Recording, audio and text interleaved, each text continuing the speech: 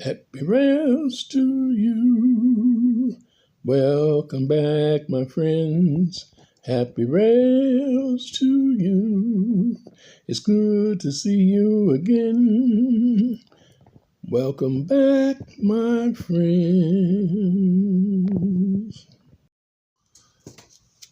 Well, hi guys. Welcome back. Well, we're having a brisk, nice, cool morning this morning outside, and if it stay half as nice as it is right now the rest of this day, it's going to be a really nice day. But as you noticed, there were some pictures at the very beginning of this video, and what you see is an old American flyer from the 1920s, about 28, 29. Texaco tank car. This tank car was destitute and incomplete, and actually junk. And God let me have it for $3. And I couldn't pass it up because I've been wanting one of these or another one of these. I'm not sure if I finally got one or not. But if I do, I don't have it out where I can see it. But I've been wanting one of these, and it'd be nice to have two if I do have two. I like the old American Flyer stuff, and more so than I do most of the other American Flyer, the Ives. Yeah, I really like their stuff. And partially because probably at some point in time it was the same thing. But if you'd like to see what's going to go on with this tank car and what has been going on with it so far, then you need to just take a minute, maybe a few minutes, to be honest, and come along with me. Shall we begin? Okay, guys, this is a Texaco tank car, and it has these domes on it, which I've already taken off. There's one of them right there. And they go right here. These rails, I've already got them loose so that they'll come off.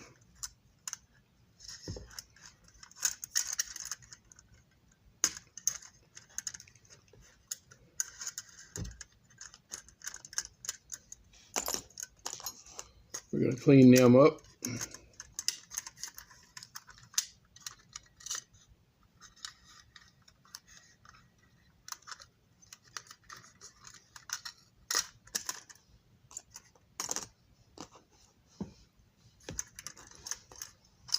And I think I've got all these prongs loose.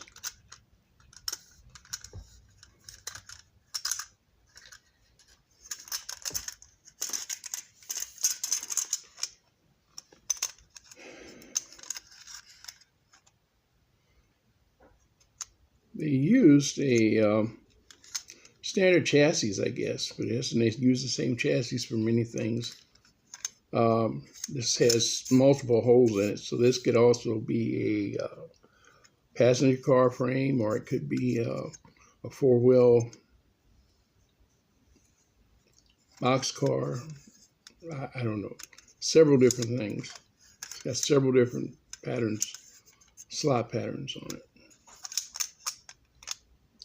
So we're going to clean this up. As you can see, it's kind of rusty. The black paint's kind of deteriorated, rough. So we're going to clean that up. We're going to clean up these couplers. We're going to take them out, clean them up. And here is the shell itself. Now, I must confess, I get things and then I start tearing into them. And then I'm like, hey, wait a minute, I just need to make a video on this. And so I had already started some stuff on this, but this was just so deplorable. That was the only name that I think I could use besides pitiful. And it was just begging to be saved. Too nice a car. I mean, after all, it is metal. This is the main piece that was missing. We're still missing, but we're going to improvise. I had to, this was broken off, and so I repaired it with a piece of tin and made a piece of angle tin and attached it to the inside with some super glue, JB Welt, and then I ran a little hot glue over it and around it to make sure that it kind of stay there unless it, somebody just intentionally grabbed it and worked it back and forth and worked it off of there. Yeah.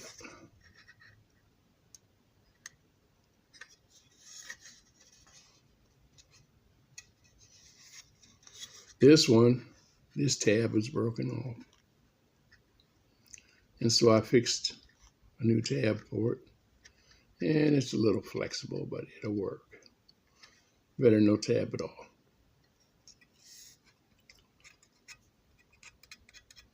These tabs were okay.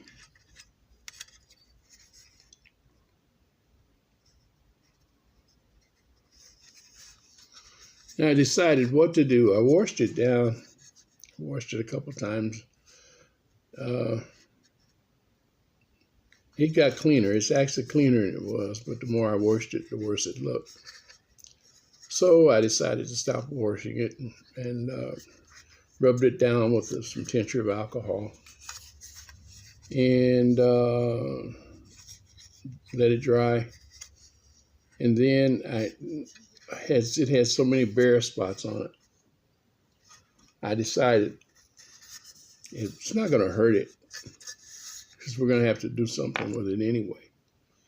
So I went ahead and painted those bare spots with a yellow paint. And that also gave me an idea of how far the difference in the contrast would be.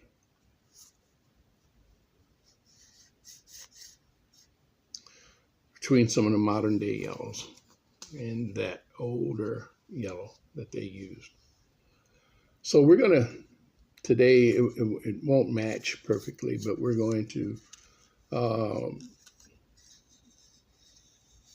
going to lightly go over this with a green pad, and then I'm going to paint the whole shell. I'm going to mask off this Texaco, both sides, and repaint the whole shell.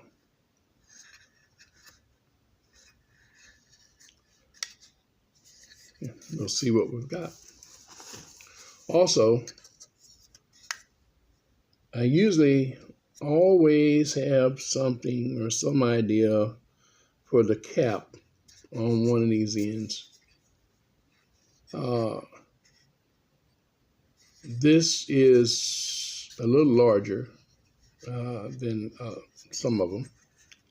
And so I didn't want a plastic cap on it. And so I came up with the idea.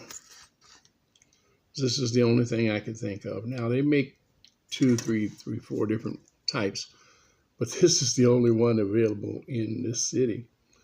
I usually get the one that has the rim around it. It has a cup. So this one doesn't. So this is going to have to sit inside the shell. What this is Some of you old guys like me might recognize one of these. It's a frost plug or freeze plug, so they're called. 1 inch and 3/4. Now this is going to add extra weight to this shell, and that's a good thing. And so we're going to put this in here.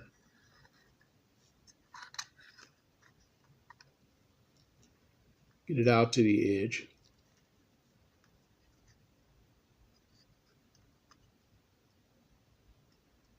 Hopefully, we're going to glue it in place. And of course, it's going to be painted the rest of this, same as the rest of this. And then I'm going to make a rim out of metal or plastic to go around here as a finished edge, so that it will look like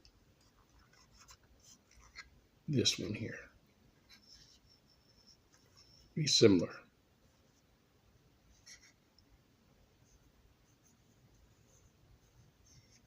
So that it have that cup effect, the rim effect.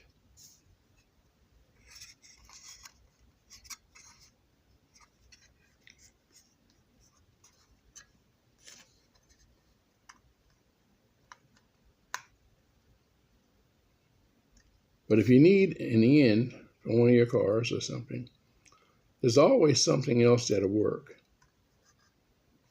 Won't be perfect, but it'll serve the purpose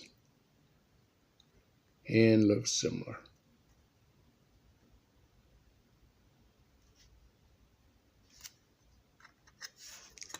Okay.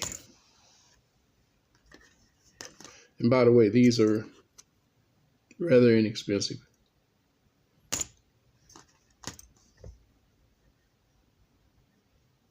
But you want to make sure you get, because they have the newer plugs that bolt in. They expand, their expansion plug. Okay. So pretty much, that's where we're at with that. So let's get back to it. I'm going to start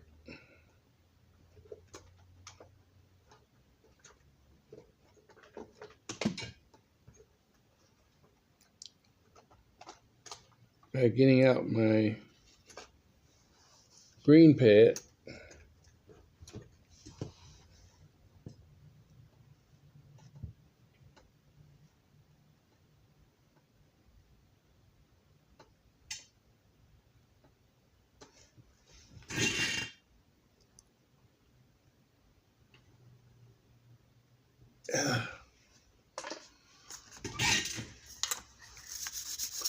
And just go over this like this.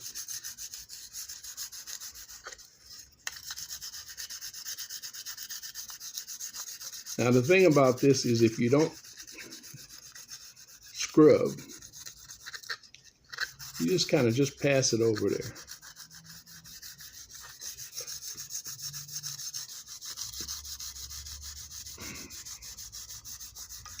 It kind of smooths stuff out a little bit.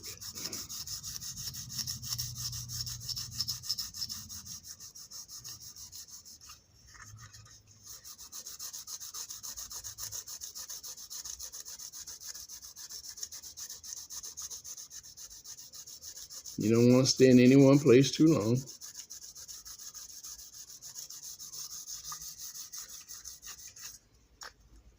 Especially when you hit your lettering.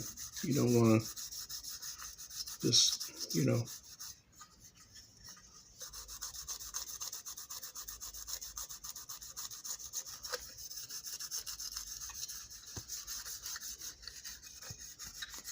that'll help remove some more of that grime that may be down in that old paint. and it gets rid of some of those high places in the chips. Now it doesn't, you won't notice it like you do when you're doing sanding. But if you feel down on your surface, your pad or whatever you're using to do your work on, you'll feel actually the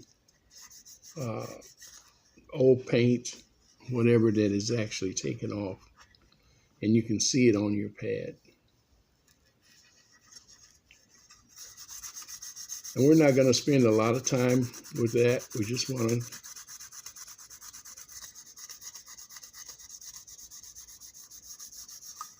and that'll give it a better surface for painting.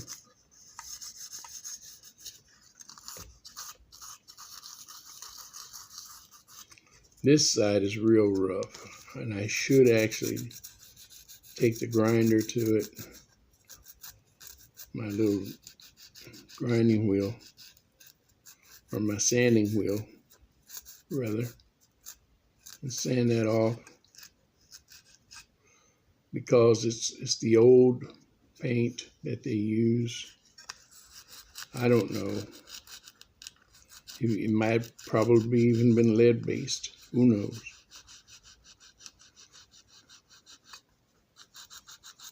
But it's thick. When they put it on thick.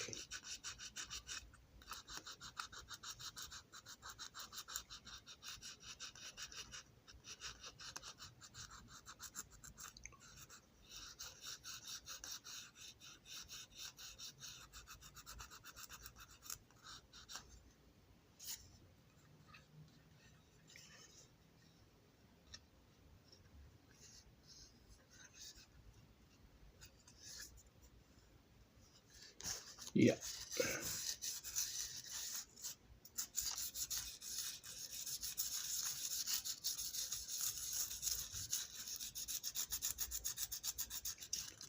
Okay.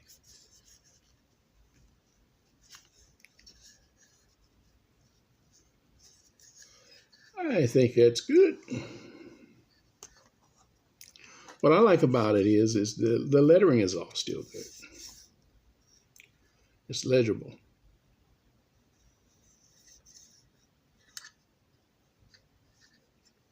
We got one little line where a scratch actually came down into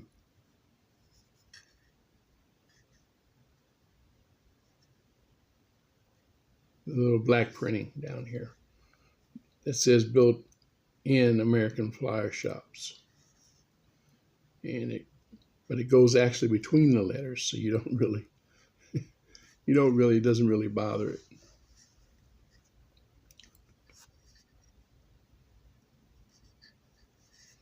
This A here does need to be touched up, and we'll touch it up after we're all done.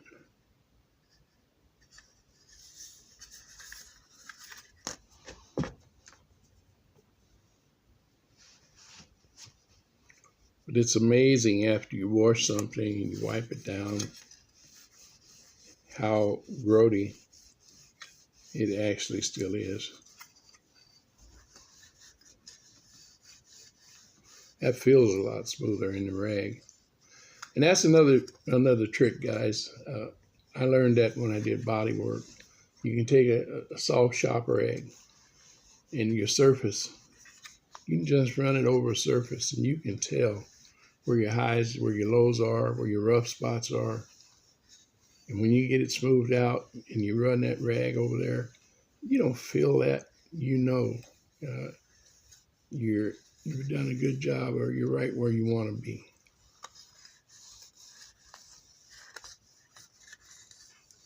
And this feels a lot better just with that. Smoother. There were little catches that let you know that there was still deposits of grit, dirt, paint, edges that were there. No longer there.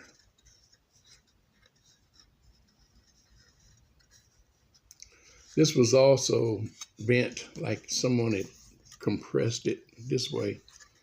And so I had to reshape this end. And there is a line down through here and a line down through here where you could see that it was bent. Now, they didn't put a crease in it, but there is a line, especially right here. And I tried to get that out. I did get it out as much as I could.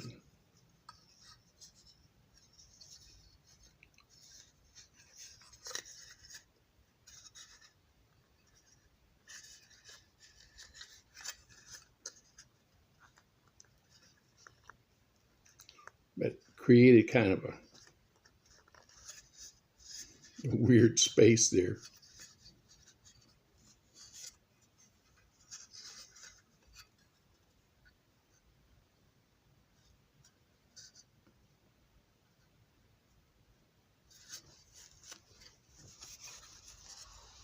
All right, that's all we're going to do to that for now.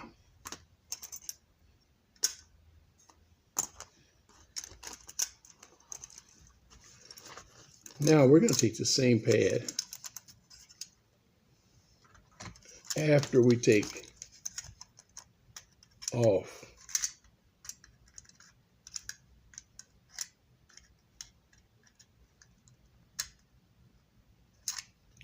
the coupler.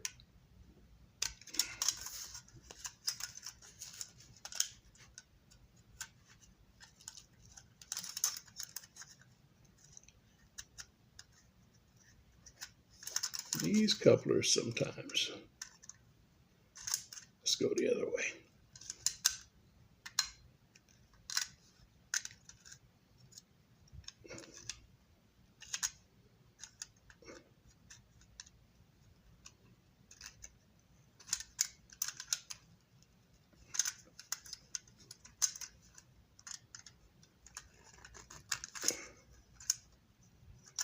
This one twist down, twist down.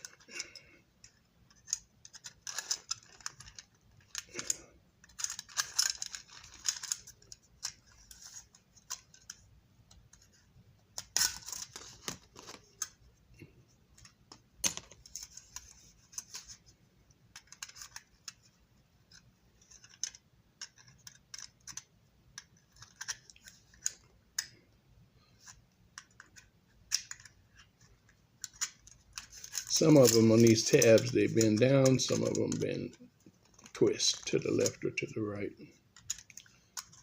All of these, apparently,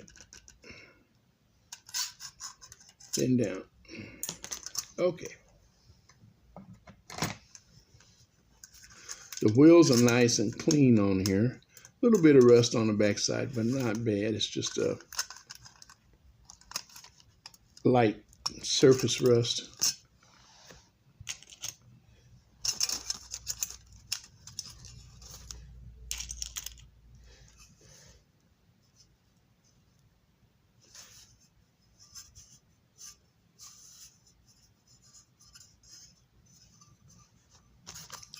So we're going to take this pad and we're going to do the same thing with this. I've already washed it. Of course, I washed it.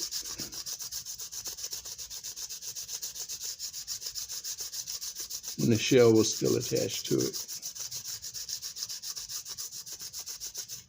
Now I don't know whether you see that or not, but you see how it's actually taking that paint off of there. Smoothing that up. That was really rough. Starting to deteriorate, and there was starting to rust a little bit.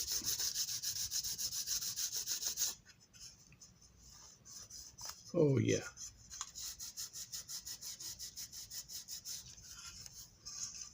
Now this is on the inside, so right, nobody's going to see it anyway, right?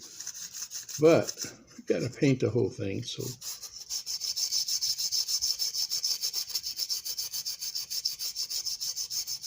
might as well do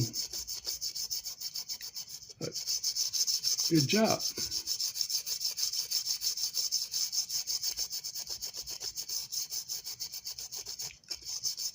And I tell you, rubbing these down with tincture alcohol or rubbing alcohol works wonders.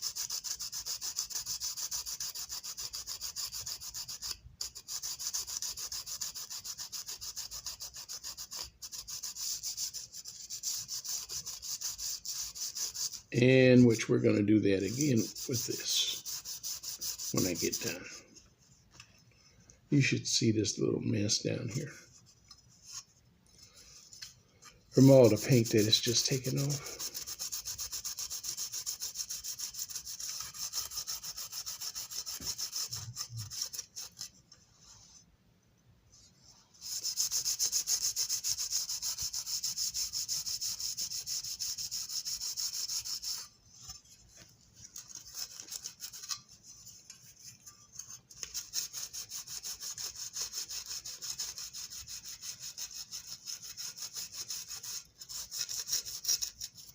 We want to do the bottom side too.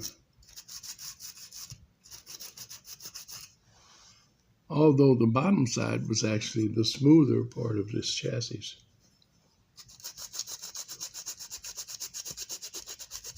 But still the paint is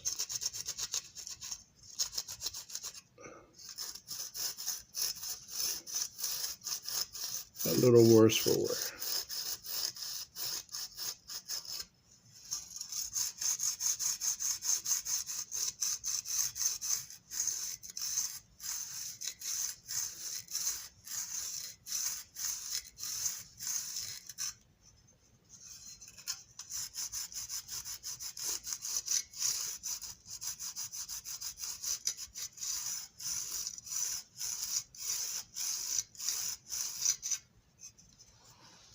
What I like about this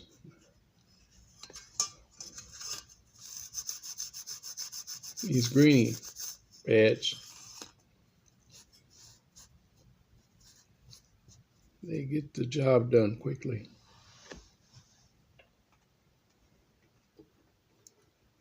They will not take the place of sandpaper if you really need to sand. So don't think that they will, because they won't.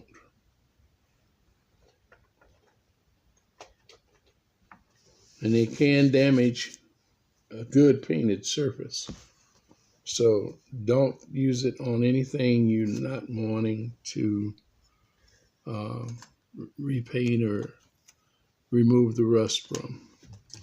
I use them sometimes on my wheels.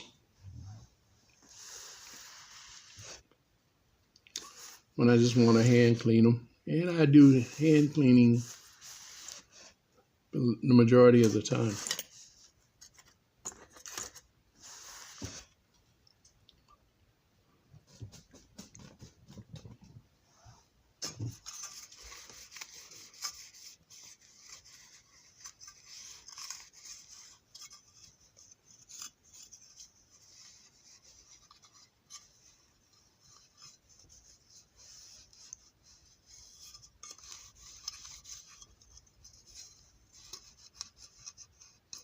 Now, as I said, it's a little cool outside this morning, which I like very much.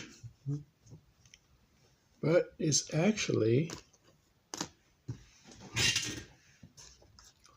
a little too cool to get a nice paint job.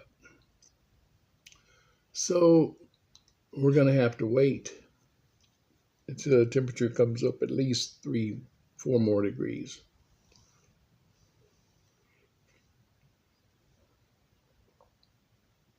It was actually in the mid 60s. I think it was 66, 67 when I got up.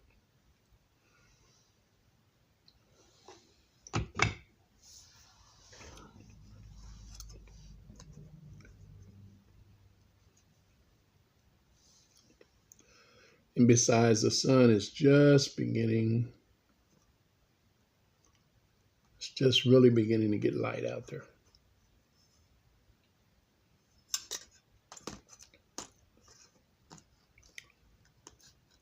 Okay,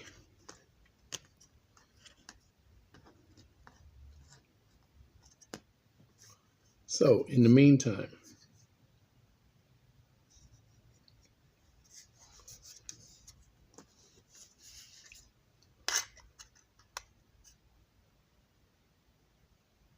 with this,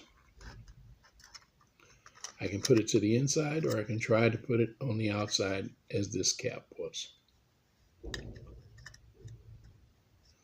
The problem is, if I put it out here, I've got to drill holes. Now I've already started to drill a hole in here, and in here my battery went dead. So I've got a charged up battery. I'm going to try to drill. This is really tough stuff. It's steel. And drill a hole through it.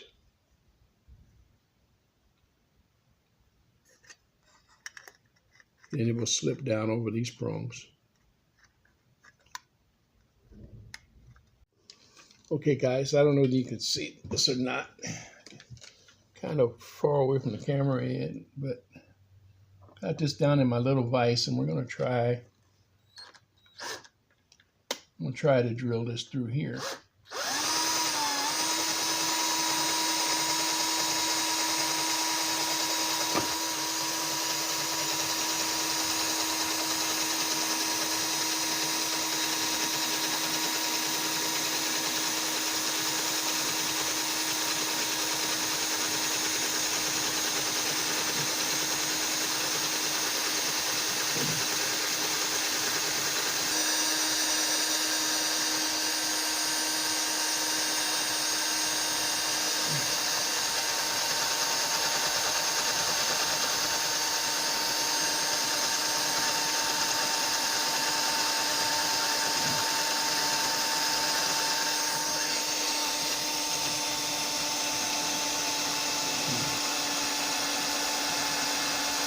We actually have more like a slot in it, which is good to break out the old trusty roller tool.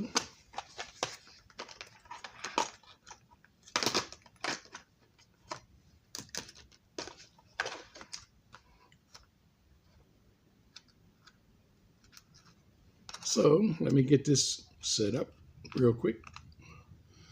We'll be right back. Okay, we're ready, guys. Here we go.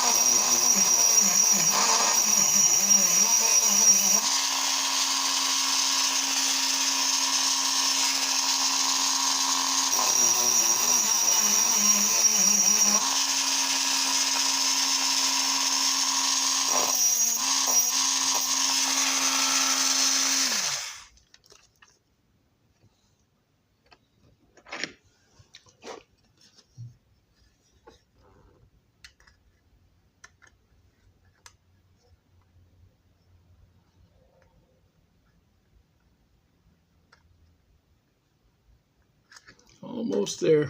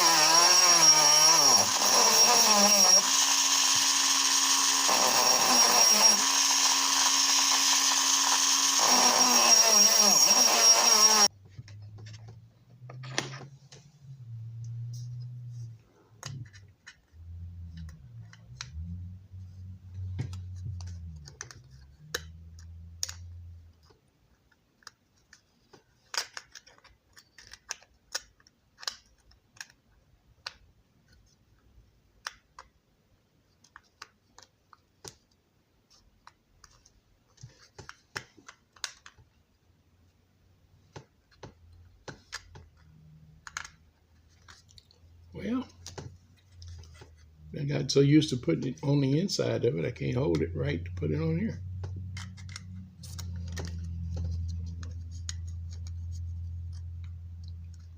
There we go.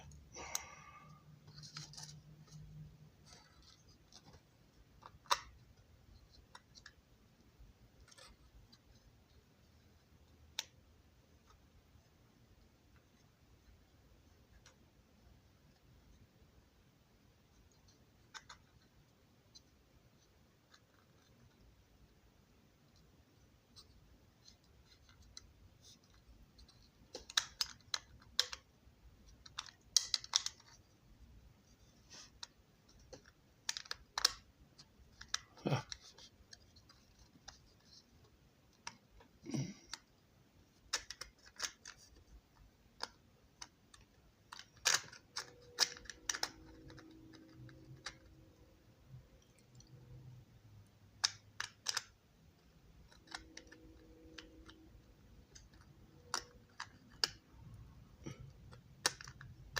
there we go.